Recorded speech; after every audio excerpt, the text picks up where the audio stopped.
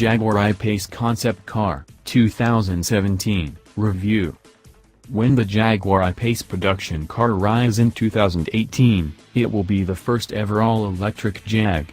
It will be hugely fast, genuinely spacious, potentially capable of putting 300 miles under its tires between every charge, and a car eminently of the moment. And it will look very much like this, the original concept car, first shown at the LA Auto Show at the end of 2016, and now given a fresh lick of day-glo paint for its European debut at the 2017 Geneva show. On a closed stretch of London's Olympic Park, we were the first magazine to drive the I-Pace on a real road. If this concept is the foreword to Jaguar's electric production car future, it's off to a compelling start. A new kind of Jaguar, same face, different silhouette. Approaching the concept, partially obscured by a life-support crew of technicians poring over it, the first thing you notice is the paint, more on which in a moment. Then the wheels, they are as shiny as they are huge, a gigantic 23 inches in diameter. Top trim production cars will get 22s, and with taller sidewalls than the concept's bespoke Pyreless, the overall rolling diameter won't be far off that of the show car, Jaguar design chief Ian Callum tells us. They'll be narrower, however, for decreased rolling resistance, crucial in the range-critical LEV market. Jaguar's first electric car could have been a sports car, it could have been a saloon, and its next one might be, but it's no surprise it's an SUV. Crossovers are still commercial gold, for the time being at least, and it's a term that applies more accurately to this car than most. One of the really exciting things about this project is that it was a blank sheet of paper, vehicle engineering manager Dave Shaw tells me. The question we continually asked ourselves was, what should a Jaguar be? We see this as a unique car, says Jag's chief designer for exteriors, Matt Bevan. It has a cab-forward look, more like a mid-engined supercar than an SUV, and its pronounced haunches were influenced by the CX-75 concept, the dramatic supercar that didn't make production, but did make it to the silver screen in James Bond film Spectre. You see the proportions first, going down the road. It's very different. But as you move closer, you see the familiar touchpoints of the current Jaguar headlight and grille family face. How close will the production I-Pace stick to the concept?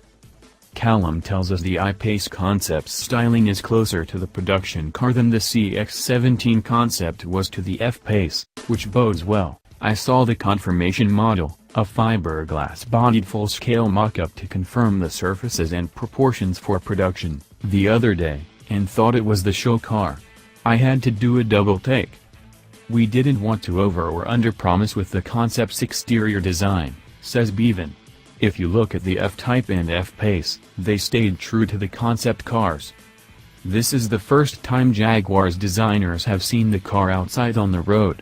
Although Jaguar's design center has an outside viewing garden where they can see models and prototypes in daylight, there's no substitute for viewing the car in situ mid-road furniture and, crucially, other cars for the first time.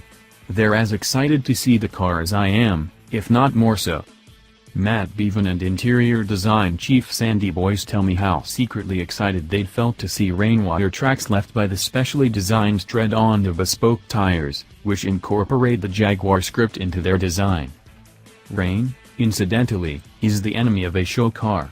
Concept cars can't be weatherproofed in the same way as a production car, and had we been here a day earlier when the weather wasn't so kind, our drive would have been constrained to a covered car park. Happily, it's bright sunshine today, and we can head out onto the road, albeit a closed one.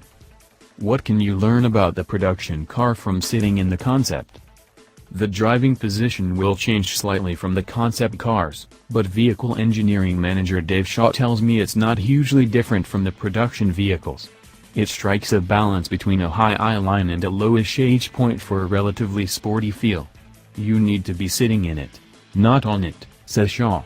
The driving position should be sporty, agrees Bevan. It's what we are a sports car company. The short nose disappears from view abruptly ahead, and the windscreen's shallow rake makes it feel somewhat like a supercar's. You can see the CX-75-like front haunches ahead, and use them to help place the front wheels on the road. There's a huge amount of space inside. The fully flat floor afforded by the BEV powertrain, which might not be quite so flat in the production car, is combined with a floating design for the center console, with fresh air and foot-waggling room beneath it.